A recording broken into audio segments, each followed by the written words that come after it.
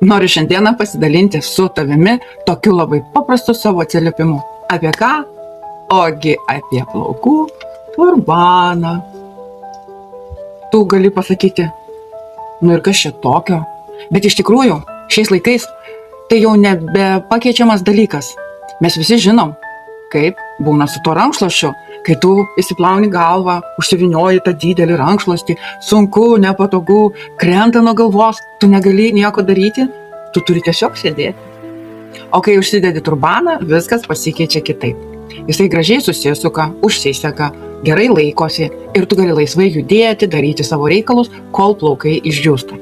Bet kodėl aš noriu pakalbėti būtent apie šį turbaną? Nes jis tikrai skiriasi nuo kitų parduotuvėje įsigytų turbanų.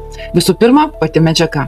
Jie yra labai švelni, bet tuo tarpu labai gerai sugeria drėgmę.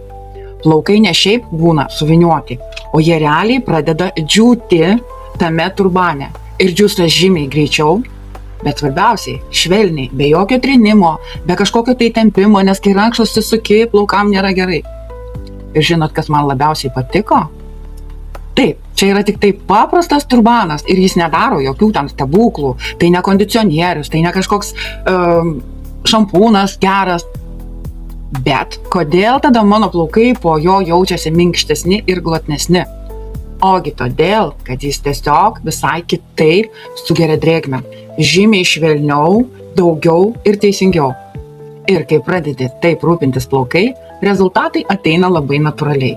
O ypač dar tada, kai prie viso to tu pridedi ekologišką, natūralų šampūną ir plaukų kondicionierių ir dar šis nerealus kompanijos turbanas ir va tas bendras jausmas, jis yra visiškai kitaip. Kai viską sujungi, tą švelnų plovimą, tą švelnų drėgmės sugerimą, tada rezultatas pasidaro tiesiog wow.